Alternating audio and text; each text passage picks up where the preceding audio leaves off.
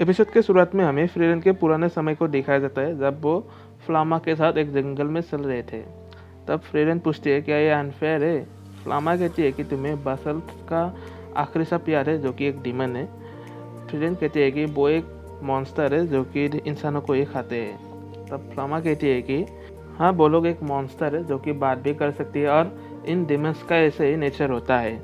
अगर मुझे पूरे डीमन काइंड को मारने का मौका मिले तो मैं ये खुशी खुशी करूँगा। असल में यहाँ पे ये लोग किस अनफेयर के बारे में बात कर रहे हैं इस बारे में कुछ नहीं बताया जाता है। यहाँ पे अगले सीन में हमें प्रेजेंट के समय में दिखाया जाता है जहाँ पे फर्न लुगनर को हरा चुका था।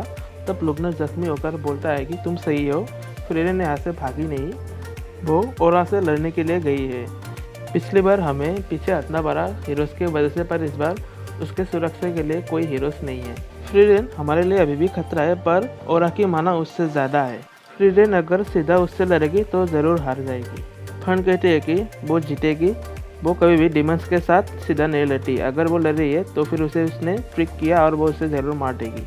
उसके बाद लुगनर फर्न की माना को देखकर कुछ सोचता है कि वो बहुत समय से मुझे हमला कर रही थी पर फिर भी इसकी माना कम नहीं हो रहा है और उसे कुछ पता चलता है और वो फर्न को कहता है कि क्या फ्रीरेन भी यही करती है। ये अनफेयर है और एक जादूगर के लिए यह शर्मनाक है। फर्न कहते हैं कि ये बात फ्रीरेन से ज़्यादा और कोई नहीं समझ पाती और उसके बाद वो लुगनर को पूरी तरह से ख़त्म कर देते हैं। अगले सीन में हमें फिर से पास्ट के सीन दिखाया जाता है जहाँ पे बहुत सारे लोग मरे पड़े थे। उसी समय फ्लामा वहाँ पे आते हैं और वहाँ पे देखते हैं कि एक डीमन मारा हुआ था जो कि बासल्ट है और वो उसी समय फ्रीरेन को देखती है और कहती है कि क्या ये तुमने मारा है। और वो सोचती है कि इसके पास तो बहुत सारे माना भी है। इसके बाद फ्लामा फ्रीरेन से पूछती है कि क्या तुमने इस डीमन से सीधे सीधे लड़ाई की है, तुम इससे और तरीके से भी लड़ सकते थे, उसे सरप्राइज भी कर सकते थे। मुझे ताकतवर जादूगर के बारे में ये बात समझ में नहीं आती। उसके बाद फ्रीरेन कहती है कि क्या तुम भी तो एक ताकतवर जादूगर हो। फ्लामा कहती है कि तुम्हें कैसे पता। फ्रीरेन कहती है मुझे ये फील हुआ। उसके बाद फ्लामा फ्रीरेन को अपने पीछे उठाकर ले आ रहे थे। उसी समय कुछ डीमन उन लोगों के ऊपर हमला कर देता है। वो डीमन कहता है कि फ्लामा को तुम यहाँ से जाओ, हमें बस ये हेल्प चाहिए। तब फ्लामा सोचती है कि इसके पास ज़्यादा माना है इसलिए तुम लोग इससे मारना चाहती हो ना। उस वक्त फ्लामा उन सभी डीमंस को एक ही बार में ख़त्म कर देता है। उस समय फ्लामा फ्रेंड से कहती है कि उन डीमंस ने मुझे कमज़ोर समझा और यही ओवर कॉन्फिडेंस ने उन लोगों की जान ले ली। फ्रेंड कहती है कि तुमने अपने माना को कंट्रोल करके अपने स्ट्रेंथ को कम दिखाया अपने ओपोनेंट को। फ्लामा कहती है कि तुम्हें अपने ओपोनेंट को ऐसे ही फंसाना होगा और मिसकैलकुलेट कराना होगा अपने स्ट्रेंथ के बारे में और उन्हें इसके बाद मार देना होगा। इस तरीके से अपने ओपोनेंट से लड़ना अनफेयर भी होता है और साथ ही साथ जादूगरी की मजा पुराना भी है।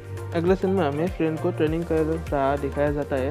उस समय फ्लामा देखते हैं कि वो बहुत अच्छे तरीके से ये काम कर रही है और वो कहती है कि तुम्हें इसी तरह ही अपने माना को कंट्रोल करके सरप्रेस करना होगा, यानी कि कम करना होगा, और इसके बाद ही तुम्हारे फंडामेंटल्स के बारे में मैं और सिखाऊंगा। फ्रेंड कहती है कि मुझे ये कब तक करना होगा, मैं अभी से ही थक रही हूँ। फ्लामा कहती है कि मैं जब तक कर रही हूँ यानी कि पूरी ज़िंदगी, तुम्हें ऐसे ही पूरी ज़िंदगी डीमंस को बेवकूफ़ बनाना होगा अपने माना को कंट्रोल करके। इसके बाद हमें फिर से प्रेजेंट के समय में दिखाया जाता है जहाँ पे फ्रीरेन और ओरा लड़ रही थी। ओरा कहती है कि शायद लुगनर मर चुका है, इसलिए फ्रीरेन कहती है कि अब तुम्हारी बारी है। ओरा कहती है कि तुमने मेरे बहुत सारे सोल्जर्स को मेरे कंट्रोल से रिलीज़ किया और इसके बाद इसके वजह से तुम्हारे बहुत सारे माना खर्च भी हुआ है। क्या ये सच में समझदारी वाली बात थी? वो तब अपने जादुई ताकत को इस्तेमाल करते हैं जो स्केल ऑफ ओबीडियंस है। उस समय फ्रेंड को भी पता चलता है ये जादू किस तरह से काम करती है। हमें फिर से पुराने समय दिखाया जाता है जहाँ पे फ्रीरेन फ्लामा से पूछती है कि क्या डीमंस अपने माना को सप्रेस नहीं करते? फ्लामा कहती है कि वो एक इंसान को दिखाकर कहती है कि उस इंसान ने जिस हिसाब से अपने कपड़े को पहना है उसे पता चलता है कि उसकी इम्पोर्टेंस क्या है, नहीं तो एक इंसान की इम्पोर्टेंस पता नहीं चलेगा। वैसे ही एक डीमंस अपने माना को दिखाकर अपना इम्पोर्टेंस दिखाता है। जैसे एक इंसान के लिए स्टेटस और वेल्थ ही सब कुछ होता है, उसी तरह ही एक डीमन के लिए माना है। वो लोग टेम्पररी अपने माना को सप्रेस तो करता है पर वो इतने बेवकूफ़ नहीं होता है कि अपने माना को हमेशा के लिए सप्रेस करके रखे।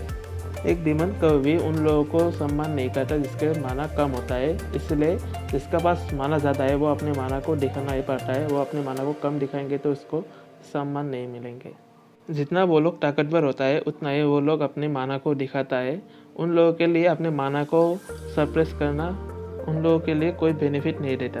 इस तरह की प्यार के वजह से जादू के लिए वो लोग अपने माना को छुपा के नहीं रखता है। इसके बाद फ्लामा फ्रेंड से कहती है, अच्छा है तुम एक डेमन नहीं हो। बहुत समय बाद फ्लामा बुरा हो जाती है और वो मर भी जाती है और फ्रीडेन अकेले ही अपने जादू के ऊपर काम करती रहती है।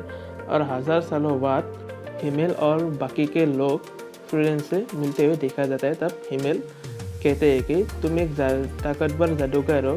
इस समय फ्रेंड पूछते हैं, तुमने ये क्यों बोला? हिमेल कहते हैं कि मुझे ये फील हुआ, उसी तरीके से बोला है जैसे फ्रीडेन ने फ्लामा को कहा था।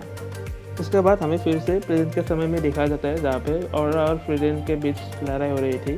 तभी औरा अपने सोल को एक तरफ रखते हैं और फ्रीडेन के सोल को एक तरफ रखते हैं। पहले तो वो अपने सोल के माना को ज़्यादा दिखाया जाता है, पर कुछ समय बाद फ्रीडेन के सोल की माना बढ़ जाती है और फ्रीडेन अपने असली माना की ताकत दिखाते हैं और औरा को ख़त्म कर देते हैं। इस तरह ही ये एपिसोड ख़त्म होता है। और आप लोगों को अगर मेरे एक्सप्लेनेशन अच्छा लगा तो इस वीडियो को लाइक करिए और इस चैनल को सब्सक्राइब जरूर करिए।